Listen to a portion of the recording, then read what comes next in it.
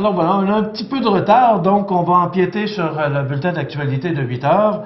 Nous avons le plaisir de recevoir ce matin M. Adrien Pouliot, un monsieur que je connais de longue date, non pas en personne, mais bien pour avoir suivi sa carrière, parce qu'il a démarré une station de télévision en 1986. Oui, TQS, oui. Vous êtes un des instigateurs de ce projet-là. Oui, avec mon père, on a parti oui. TQS. Mon père est un vieux routier de la radio-diffusion. Canal 4 à Québec. Canal 4 à Québec, oui, c'est ça. Ben, salut, monsieur. Bienvenue, bonjour, ça fait plaisir d'être avec vous. Monsieur Pouliot, ça me fait plaisir. D'abord, moi, j'ai été un peu surpris de voir que vous êtes chef du Parti conservateur du Québec.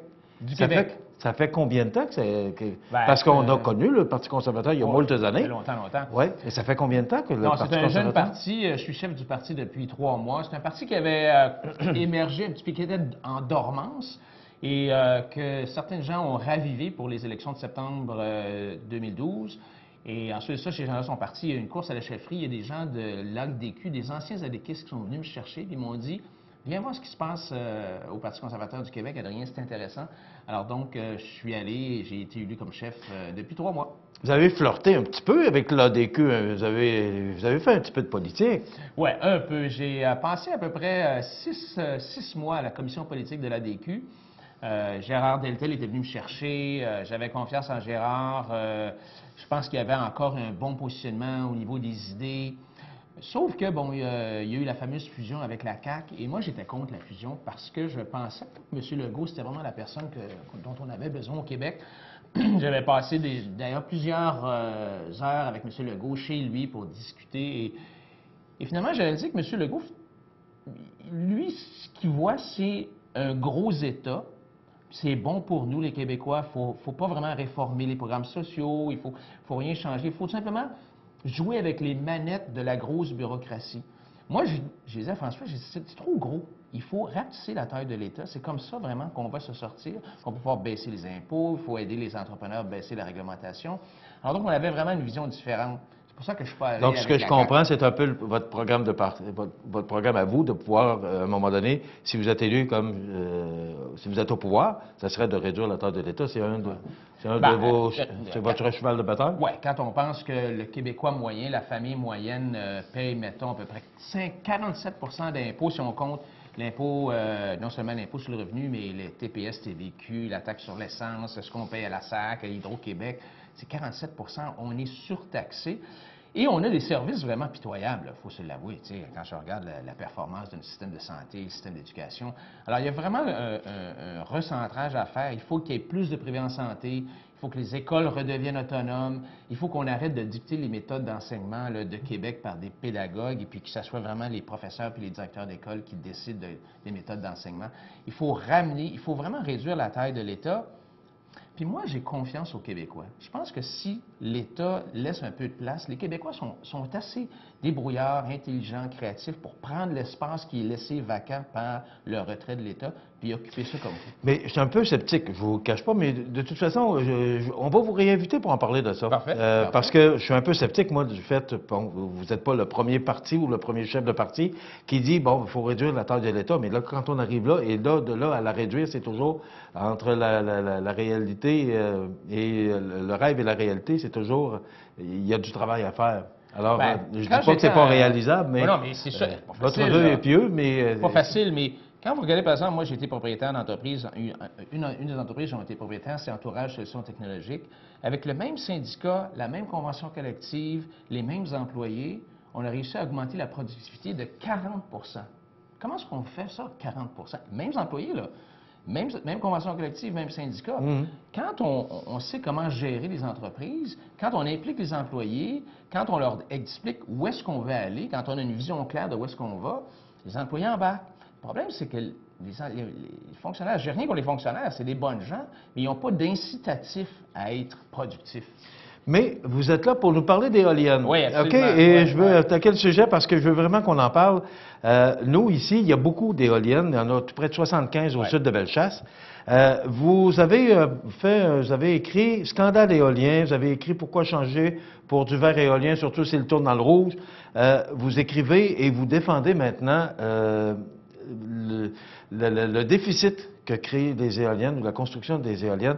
Pourquoi, M. Pouliot, si tard? Parce que il me semble qu'il se fait tard. En fait, nous, on n'est pas contre les éoliennes comme telles. Les éoliennes, ça peut être une très bonne façon de générer de l'électricité, une façon propre, tout ça. Mais le problème que j'ai, c'est quand les éoliennes perdent de l'argent. Les éoliennes qui tombent dans le rouge. La Régie de l'énergie nous a confirmé récemment que les éoliennes perdent 7... en fait, ils ont confirmé que la demande d'augmentation de tarifs de 3,4 80 de l'augmentation, c'est à cause des pertes financières causées par les éoliennes. C'est ça qui me fatigue, moi.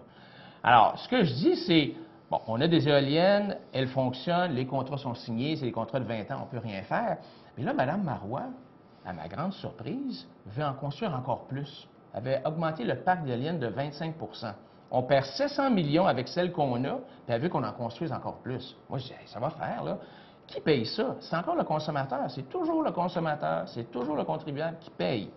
Les éoliennes qu'on a actuellement, là, sur la vie d'une éolienne, ça va nous coûter comme consommateur, vous et moi, chacun, là, ensemble, là, ça va nous coûter 1000 $ sur la vie de l'éolienne.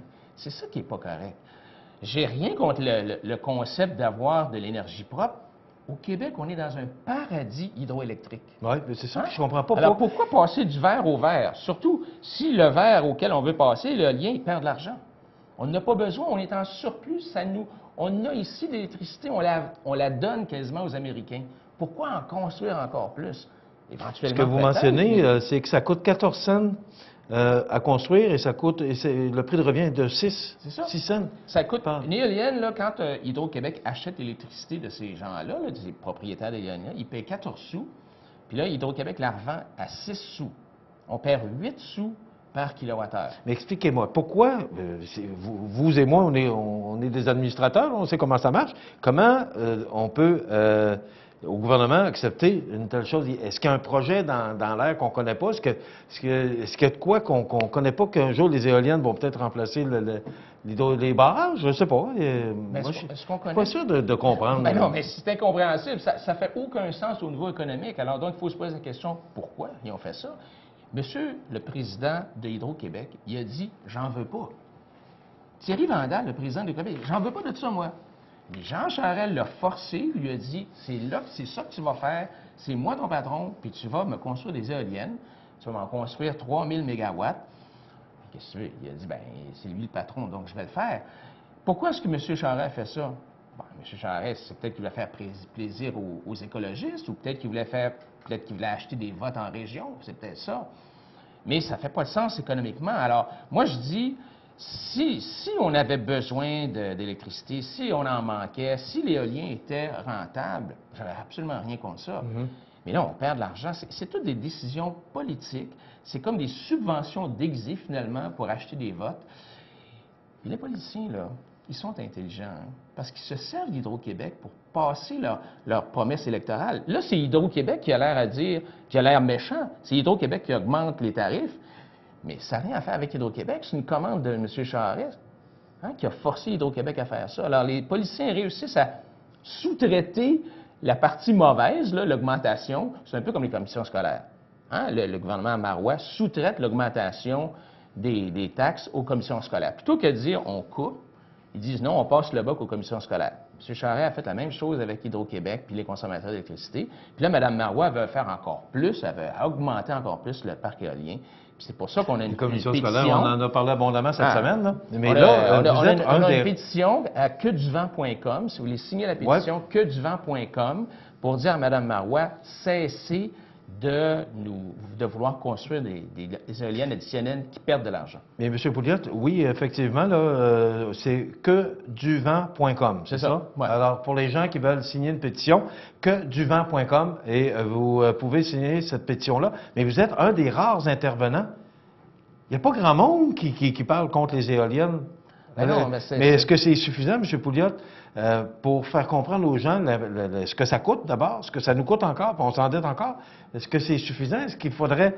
de quelle façon on pourrait s'y prendre pour faire comprendre ou faire passer le message aux Québécois?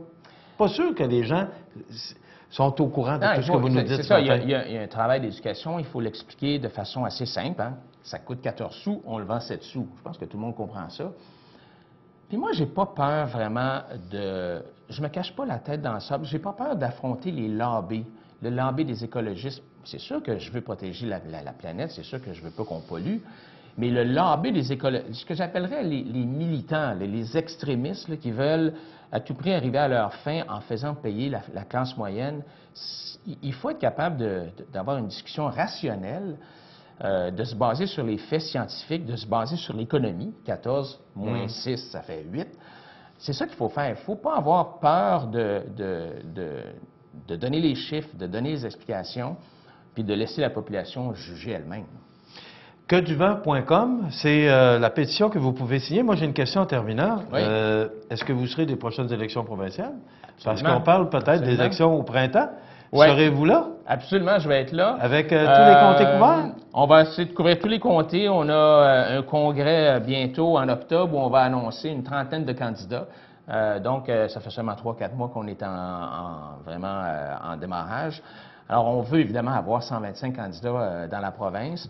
Nos objectifs de recrutement en termes de membres vont bien, en termes de contributions vont bien. On s'est promené pendant tout l'été dans le Québec pour parler aux gens. On a une bonne réception. Les gens sont orphelins politiques. Ils veulent quelqu'un qui va arriver avec des vraies solutions d'affaires, des solutions qui sont simples, mais on est tanné des constatations. Là. On le sait que notre système de santé ne va pas bien. On le sait que nos écoles n'enseignent pas le français comme il faut aux élèves.